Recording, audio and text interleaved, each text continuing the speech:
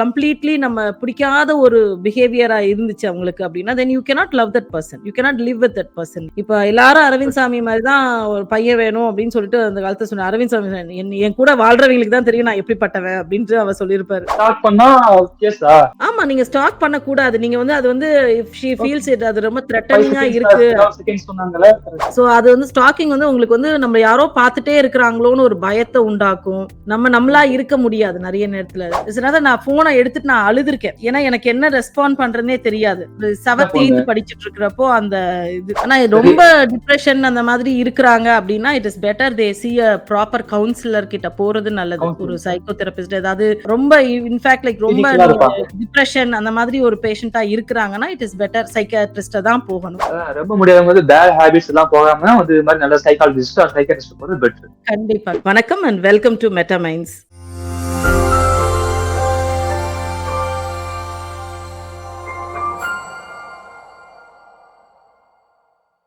Straight love அது பெட்டரா இல்லைன்னா வந்து ஃப்ரெண்ட லவ் பண்றது பெட்டரா? ஏன்னா ஃப்ரெண்ட் நமக்கு புரியும், அவங்களுக்கு தெரியும் நம்ம யாருன்னு தெரியும், நமக்கு ஒரு நல்ல ஒரு ரேப்போர்ட் இருக்கும். அவங்கள லவ் பண்றது பெட்டரா ஏன்னா ஃபர்ஸ்ட் சைட் லவ் பெட்டரா? ஐயோ பார்த்தோன்னே எனக்கு ஒண்ணு பிடிச்சிருக்கா, பார்த்தோன்னே பையன் பிடிச்சிருக்கு சொல்லி காதல வெல்றது பெட்டரா? எது பெட்டர்? ஃபர்ஸ்ட் சைட் லவ்லாம் ஒண்ணு இருக்கான்னு எனக்கு நம்பிக்கை எனக்கு இல்ல. ஏன்னா உங்களை பார்த்தோன்னே நல்லா உங்களுக்கு இருக்கு. பிடிக்குதுன்றது பல பேரை பார்த்தோன்னே பிடிச்சிருக்கலாமா இருக்கும். ஆனா அது காதலா மாறணுமான அவசியம் இல்ல. ஏன்னா you don't know about that person at all. பார்க்க நல்லா இருக்கிறாங்க, right, that is one important factor. இல்லன்னு சொல்ல, நம்ம கண்ணுக்கு அவங்க நல்லா தெரியுறாங்கன்னா தென் ஓகே, அது வந்து ஒரு அட்ராக்ஷனுக்காக இருக்குது. அந்த அட்ராக்ஷனுக்கு அப்புறம் தாண்டி அந்த பர்சனை பத்தி ஓரளவுக்கா தெரிஞ்சாதானே.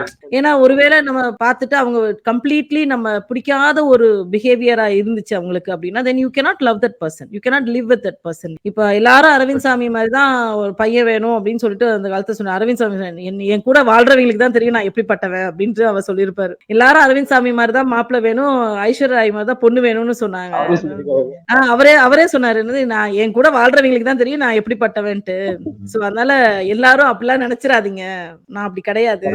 டிஃபர்ஸ்ல நமக்கு கம்பேட்டபிலிட்டி வேரி ஆகும்ல, ஒருத்தருக்கும் கம்பேட்டபிலிட்டி வேரி ஆகும். அது சோ அது நம்பிக்கை தெரியல. புரிஞ்சு இட்ஸ் பெட்டர் ஒரு பொண்ணை பார்த்துட்டு சுத்தி லவ் பண்ணான். ஒரு பொண்ணை பார்த்தா இதான் மச்சி ஆளுன்னு சொன்னான். சொல்லிட்டு சுத்தி அந்த பொண்ணை வந்து லவ் பண்ணிட்டாங்க. கடைசியில லவ் பண்ணி மேரேஜ் பண்ணிட்டாங்க. அவங்க மேரேஜ் போய் குழந்தை நல்லா இருக்காங்களா?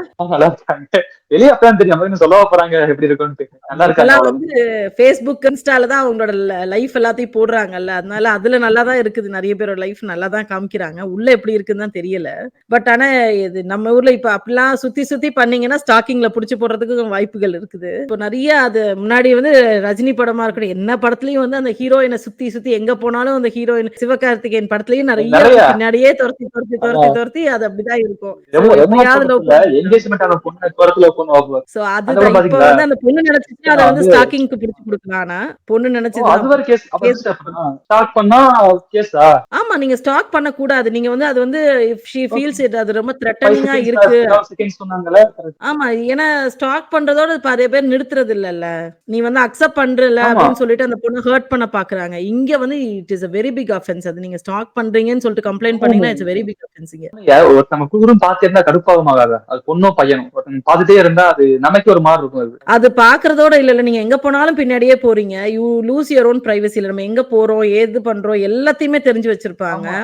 சோ இப்ப அது டிஜிட்டலா நடக்குது. இப்போ ஆனா எனக்கு தெரிஞ்சு டிஜிட்டலா அது ரொம்பவே செய்யறாங்க. அது டிஜிட்டலா வந்து இவங்க எங்க போறாங்க, என்ன பண்றாங்க, இப்ப இந்த இடத்துல இருக்கீங்களா, அந்த இடத்துல இருக்கீங்களா, அது இட் ஹேப்பன்ஸ். அது வந்து அது அந்த பையனோ அந்த பொண்ணையோ வந்து ஃபுல்லும் அவ யார்கிட்ட பேசுறாங்க, யார் ஃப்ரெண்ட் லிஸ்ட்ல யார் இருக்கிறாங்க, எவ்ரிதிங் தே வாட்ச். அது இப்ப அது மாதிரி நிறைய பேர் பண்ணிட்டு தான் இருக்கிறாங்க. அதுவுமே தப்பு தான். இந்த ஸ்டாக்கிங் தப்பு இல்ல, தப்புன்னு சொல்ல மாட்டேன். பட் நிறைய இன்ஸ்டா கிடையாது. நீங்க காலேஜ் ஆர் பஸ் ஸ்டாண்ட்ல வந்து நீங்க ஸ்டாக் பண்றது வந்து ரொம்ப பிரச்சனையா ஏற்படும். இந்த ஸ்டாக்கிங் விட அது வந்து அந்த சுத்தியவங்கன்னா ஒரு மாதிரி பாப்பாங்க. நிறைய பொண்ணோ பையனை வந்து கேலி கிண்டல் கொண்டு உள்ளாவாங்க. நிறைய பிரச்சனைகள் இருக்கும். பட் ஆன்லைன் ஸ்டாக்கிங் வந்து அவ்வளவு இன்ஸ்டா கிடையாது. நீங்க அப்படி சொல்ல முடியல. எந்த அளவுக்கு போறாங்கன்றத பொறுத்து இருக்கு. தெரியாது நமக்கு.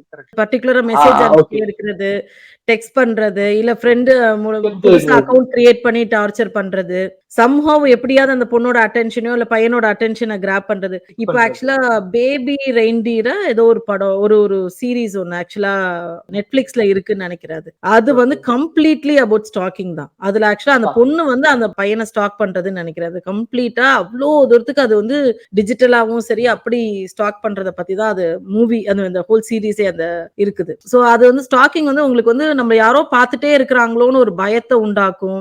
நம்மளா இருக்க முடியாது நெறைய நேரத்துல. நம்ம வந்து பார்க்குறப்ப இதெல்லாம் ஒரு விஷயமா அப்படின்னு தோணும். பட் ஆனா ரியலி ஹர்ட்ஸ் யூ. இப்ப எனக்கெல்லாம் பார்த்தீங்கன்னா, நான் சின்ன பிள்ளையா இருக்கிறப்போ எனக்கு வந்து எங்க வீட்ல இருந்து ஒரே ஒரு இந்த ஃபோன் தான் இருக்கும். நம்ம ரெகுலர் இந்த டயல் பண்ற ஃபோன் தான் இருக்கும்.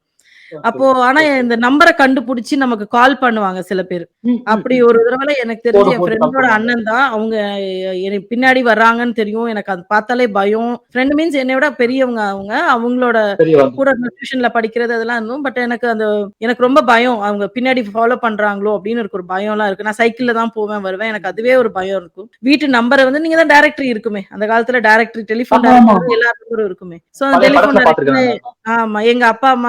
எங்க அம்மா பேர்ல தான் ஃபோன் நம்பர் இருந்துச்சு. சோ ஓ! ஃபோன் நம்பர் சரி. பார்த்து எனக்கு கால் ஓகே. வருது. தெரியும் அவங்களுக்கு நான் எங்க வீட்ல எத்தன மணிக்கு எல்லாரும் இருப்பாங்க, இருக்க மாட்டாங்கன்ற ஐடியாவும் அவங்களுக்கு எல்லாமே தெரியும். நோட் பண்ணிக்கிறது.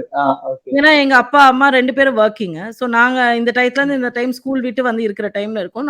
நான் எடுக்கிறேன்றப்போ எனக்கு அது சிலது நான் ஃபோன எடுத்துட்டு நான் அழுதுருக்கேன். ஏன்னா எனக்கு என்ன ரெஸ்பாண்ட் பண்றதுன்னே தெரியாது. ஒரு சின்ன 7த், பொண்ணு. 8த் படிச்சுட்டு இருக்கிறப்போ அந்த இது. சோ அப்பலாம் அவ்ளோ பயம். ஏன் நம்ம கிட்ட இப்படி பேசுறாங்க? யாரு இவங்க? இல்ல யாருன்னு தெரிஞ்சாலுமே you can't respond back to தெம்ல சில நேரத்துல. சோ இந்த உண்ம. ஸ்டாக்கிங்ன்றது வந்து இதுவும் ஸ்டாக்கிங் தான். அவ்ளோ இதுவும் ஸ்டாக்கிங் பிரச்சனை இருக்கு. இதுதான். ஸ்டாக்கிங் தான். இது ஸ்டாக்கிங். ஹராஸ்மென்ட் இது. ஆமா. அது அடுத்த யாரும் ஸ்டேஜ்ல நம்ம தெரியாம பண்றது ஹராஸ்மென்ட். ம். சோ இது நடக்குது. இது இப்ப டிஜிட்டலாவும் நடக்குது. டிஜிட்டலா நீங்க வந்து என்ன வேணா மெசேஜ் அனுப்புறது, என்ன வேணா பேசலாம்னு நெனைக்கிறது. லைவ் லொகேஷன் அனுப்புன்னு சொல்றது. சோ இட் இஸ் வெரி இந்த ரிஸ்கி லைவ் இப்பலாம். லொகேஷன் சொல்லி அனுப்புறது நெறைய. கண்டிப்பா. இப்ப என் பொண்ணுகிட்டலாம் நான் பேசுறேன் அப்டின்னா, இந்த மாரி இந்த கல்யாணத்துக்கு இவ்ளோ டவுரி கேட்கறாங்க. இந்த பையன் வந்து இந்த பொண்ணுங்க வந்து இதெல்லாம் கேட்கறாங்க. வீடு வச்சிருக்கியா? ₹1,00,00,000 வச்சிருக்கியா? அப்டிலாம் கேட்கறாங்க. அப்டிலாம் பேசுறப்போ, எதுக்கு இதெல்லாம் கேட்கறாங்க? 2 பேரும் they have to start a life. அதுக்கு அவங்களே செலவு பண்ணி let them start a life. Let them grow together. அப்டிதானே இருக்கணும். ஏன் இவங்க இவங்க கேட்கறதும் தப்பு. அவங்க இத டிமாண்ட் பண்றதும் தப்பு தானே. 2 பேருமே let them start the life modern together. Mind. ஒரு விஷயமும் அவங்க சேர்த்து வச்சு அவங்க ஒரு வீட்டுக்கு ரெண்ட் கட்டி, அவங்களே அந்த வீடு அப்படி ஃப்ரம் த ஸ்கிராச்ல இருந்து ஸ்டார்ட் பண்ணலாம்ல. ஏன் வந்து இப்படி மாறி மாறி கேட்கறாங்க? பொண்ணு கேட்கறதும் தப்பு தான், பையன் கேட்கறதும் தப்பு தான். அப்படின்ற ஒரு தப்புதான். மைண்ட் செட்டுக்குலாம் இப்ப இருக்கிற young young generation mind set. மாறிட்டு இருக்கிறாங்களோன்னு தோணுது எனக்கு. சோ அதனால பசங்களும் பத்தி நம்ம பேசுவோம் கண்டிப்பா. ஆனா சரி. ரொம்ப டிப்ரஷன் அந்த மாதிரி இருக்கிறாங்க அப்படின்னா, it is better they see a proper counsellor கிட்ட போறது நல்லது. ஒரு கவுன்சிலிங். சைக்கோ தெரபிஸ்ட் ஏதாவது லவ் பிரேக்கப்ல இருக்கிறாங்க, இல்லன்னா ஒரு டாக்ஸிக் ரிலேஷன்ஷிப்ல இருந்து ஒரு பையனா இருக்கட்டும், பொண்ணா இருக்கட்டும் வெளியில வராங்கன்னா, இட் இஸ் பெட்டர் அவங்களால முடியல அப்படின்றப்போ, இப்போ வந்து அந்த ஸ்டிக்மா கொஞ்சம் கம்மியாயிருச்சுன்னு தான் நான் நெனைக்கிறேன். அதாவது ஒரு கவுன்சிலர் கிட்ட போயிட்டு அவங்க கிட்ட டிஸ்கஸ் பண்றது, அவங்களோட கைடன்ஸ் எடுத்துக்கிறது. அவங்க வந்து இதுக்கு சொல்யூஷன் குடுக்க போறதில்ல. அவங்களுக்கு வந்து இவங்க பேசுறத முதல்ல கேட்டு, ஒரு ஜட்ஜ்மென்ட் இல்லாம கேட்டு, சொல்யூஷன்ஸ் எல்லாமே உங்க கிட்டயே தான் இருக்கும். யாரு வந்து பேசுறாங்களோ, அவங்க கிட்டயே தான் சொல்யூஷன்ஸ் இருக்கு. ஏன்னா அவங்களோட லைஃப் அவங்களுக்கு தான் நல்லா தெரியும். சோ இவங்க வந்து வெறும் கைட் பண்ண தான் செய்வாங்க. சோ அந்த கைட் பண்றப்போ பிரச்சனைக்குள்ள இருந்து வெளியில வரதுக்கு அவங்களுக்கு கொஞ்சம் ஹெல்ப்ஃபுல்லா இருக்கும். அவ்வளவுதான். அது பெட்டர் அவங்க சைக்காலஜிஸ்ட்ட பண்றது. போணுமா? சைக்காட்ரிஸ்ட்ட போணுமா?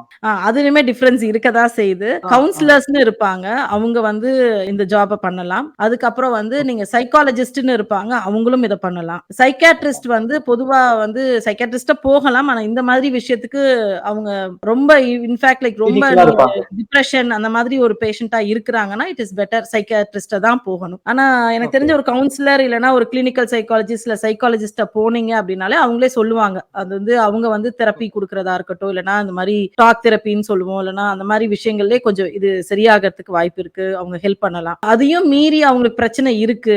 சில பேருக்கு ரொம்ப ஜாஸ்தியா கஷ்டமா இருக்கு அப்டின்றப்போ, அவங்க they can refer to a psychiatrist. அப்போ மெடிகேஷன்ஸ் சில பேருக்கு தேவைப்படலாம். ரொம்ப நாளைக்கு அவங்க தேவைப்படலாம். ஒரு டிப்ரஷன்ல இருக்கிறாங்க. இல்ல ஒரு ஆங்ஸைட்டி பதட்டம் ஜாஸ்தியா இருக்கு.